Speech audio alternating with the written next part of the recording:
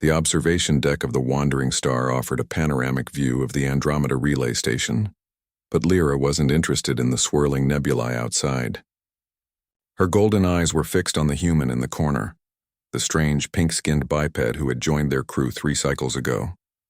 Kor nudged her with his snout. "You're staring again." "I'm observing," Lyra corrected, her tail swishing with barely contained curiosity. At 7 solar years, she was old enough to know better than to approach unknown species without protocol, but young enough that protocol seemed desperately boring. The human, who insisted his name was James despite it having no proper growl or hiss, was doing something peculiar with a transparent container. He poured a dark liquid from a larger vessel into smaller cups, the fluid cascading in a hypnotic arc. "What do you think it is?" Kor whispered, his ears perked forward. "Fuel? Coolant?" Lyra guessed. "Maybe a lubricant for their primitive joints." They watched as James lifted one cup to his lips and drank. His face contorted into an expression that their xenobiology instructor would have classified as acute distress, yet he made a satisfied sound and poured himself another cup. "It's hurting him," Kor said, alarmed. "Should we alert the medic?" But James was smiling now. That peculiar baring of teeth that humans claimed indicated pleasure rather than aggression.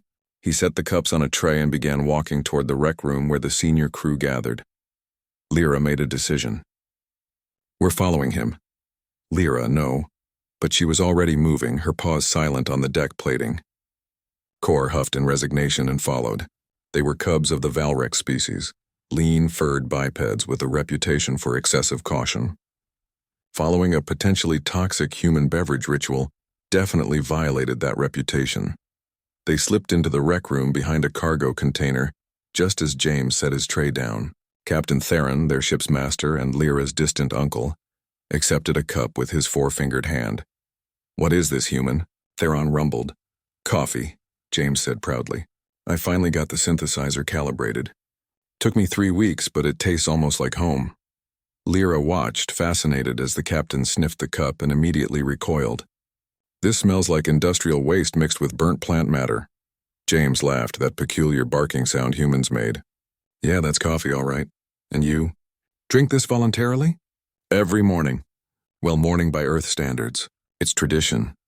The captain set the cup down, clearly unwilling to sample it. James shrugged and retrieved the pitcher, the same vessel he'd poured from earlier. He was about to refill his own cup when Lyra made her second poor decision of the day. She darted forward, Kor right behind her, both moving with the thoughtless speed of youth. Her intention was to sniff the pitcher, to understand what substance could smell so terrible yet bring the human such obvious joy. What happened next would be retold in the ship's mess hall for years. Lyra's momentum carried her directly into James's leg. The human stumbled. The pitcher tilted, and Kor, in an attempt to catch his sister, instead knocked his snout directly into the open mouth of the vessel. Hot coffee splashed across both cubs' faces. The sound Kor made was unprecedented, a yowl-whimper hybrid that sent every crew member in the rec room to their feet. Lyra's tongue was on fire, her nose burned, and her eyes watered from the acrid bitterness that assaulted every sense simultaneously. "Oh, shit." James dropped to his knees, hands hovering uncertainly. "I'm so sorry. Are they okay? Is this toxic for them?" Captain Theron was already on his communicator. "Medical to rec room, immediately." But even through her distress, Lyra noticed something strange. The burning was fading, replaced by a different sensation, warmth that spread through her chest and a sudden, inexplicable feeling of alertness. Her fatigue from the long shift vanished. Her senses sharpened. Beside her, Kor had stopped yowling. He blinked rapidly, his pupils dilating and contracting. "Lyra," he whispered. "I can see sounds." "What?" The engine hum. "It has colors. Purple and gold," and Dr. Vess burst into the room, scanner already active. She ran it over both cubs, her expression shifting from alarm to confusion. "Their neurology is accelerated, heart rates elevated but stable. Mild irritation to mucous membranes but no tissue damage. They're experiencing a stimulant effect." James sat back on his heels, relief flooding his features. Then he started laughing. "They got caffeinated." "Explain," Captain Theron demanded. "Coffee contains caffeine, a stimulant.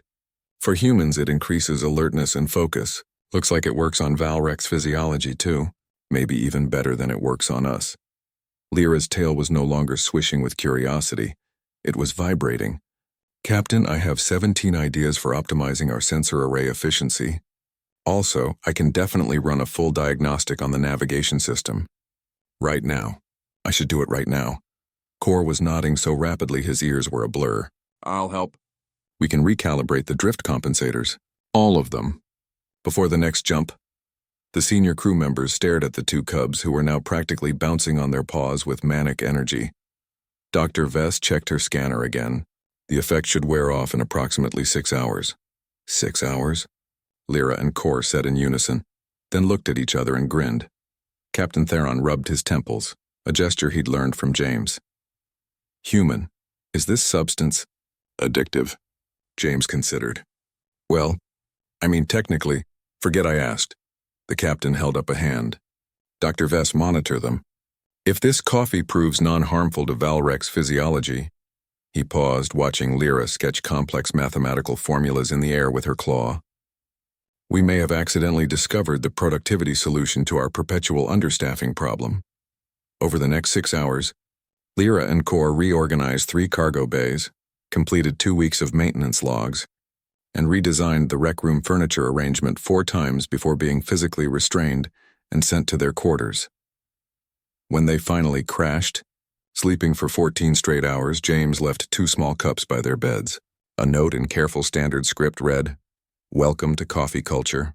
Try decaf next time." James Lyra woke to find the note and smiled.